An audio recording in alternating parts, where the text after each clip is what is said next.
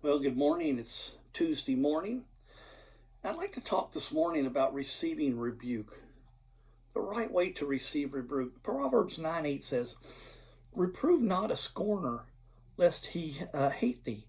Rebuke a wise man, and he will love thee." I read the illustration of when Oral Horsheiser was in his first season as a pitcher for the Los Angeles Dodgers.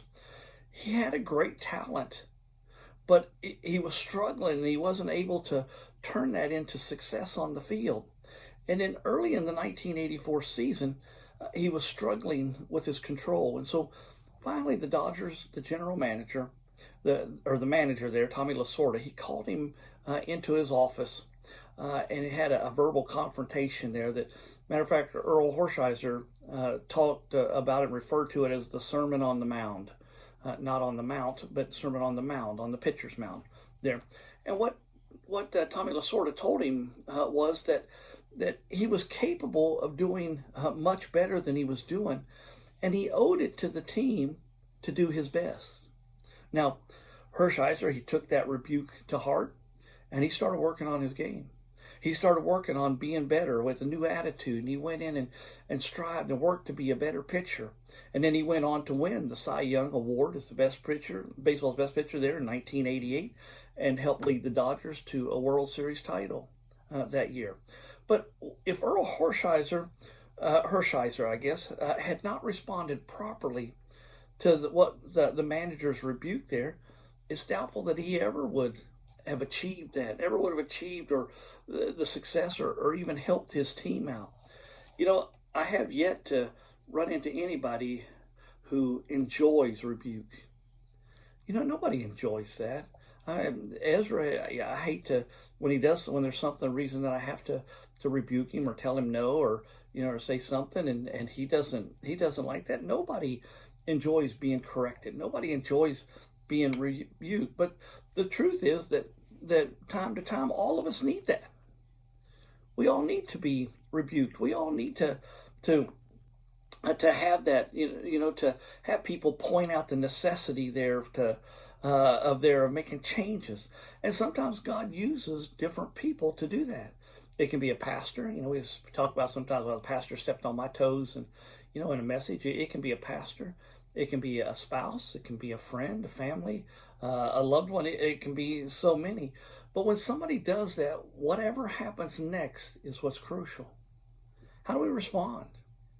Do we get bitter when things come in our lives and we get bitter at God, and then we just turn away from God and we start blaming God and that if we get in pride and anger, we just turn away from God. But if we respond in humility and respond here, then we're able to achieve the success and here in correction, we're able to be able to spare great heartache because it's needed. Kids need corrected. We know as parents, I know kids need corrected. I know my grandson needs corrected at times. It may not be something you enjoy, but it's something that's necessary. And as God's children, we need to be that. But we have to receive it rightly. Remember that verse, Proverbs 9:8 there says, "Reprove not a scorner, lest he hate thee." In other words, take somebody who's necessarily not going to be saved, somebody who doesn't care about helping themselves, and it says that they'll hate thee. But it says, "Rebuke a wise man, and he'll love thee." Tell somebody who's wise, tell them what they're doing and try to help them out in love. Then you can definitely help them there. A person standing in the road, an example given is waving a red flag. That person there is not an insult to your driving ability. He may be the only person between you and disaster, trying to warn you to slow down, trying to tell you that there's danger ahead, and trying to alert you to that if you continue at full speed on the highway. So you see, that's what we're talking about here. Through a proper response, and we can admit here that we've been wrong, and what we need reproof from God, so that He can continue blessing us, so that we can be what God would have us to be. And so that we can understand, my parents, there were times that I needed rebuked.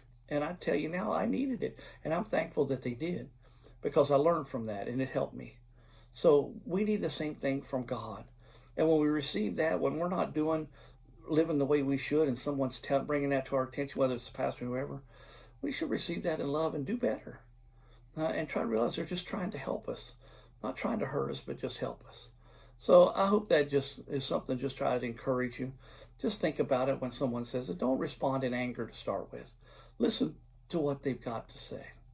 You just have a great day.